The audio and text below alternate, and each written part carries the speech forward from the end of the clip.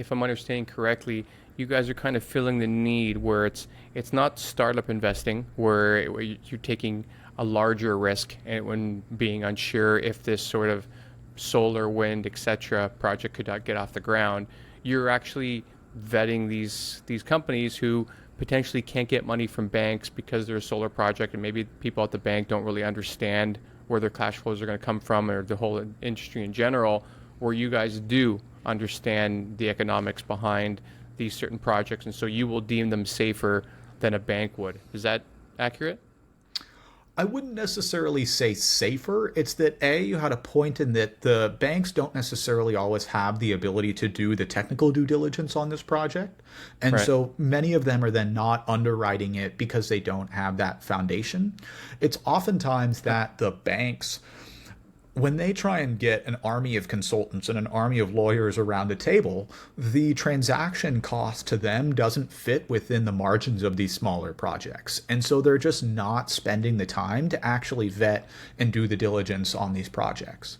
We are starting with this niche of underfunded projects because we recognize that there is a very large economic opportunity there if you're willing to do the work.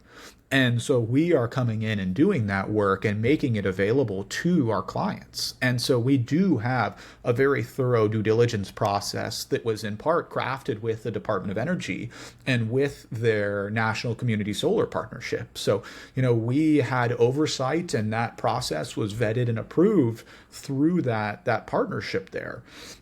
I would say, with these projects, if you understand the risk profile of a project, for example, it's been already constructed, it's mechanically complete, and it is simply waiting for the utility to provide a stamp for it to be energized. And that project developer wants to borrow against those future cash flows, which are going to be available in a month or two.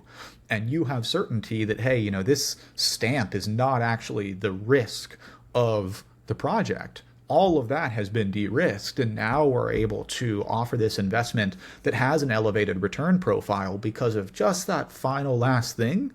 Then we have confidence that, hey, that's going to get done for sure. That person is going to come out, they're going to look over this project, they're going to stamp it off, and that is attractive to somebody who wants exposure to this asset class for a competitive return profile.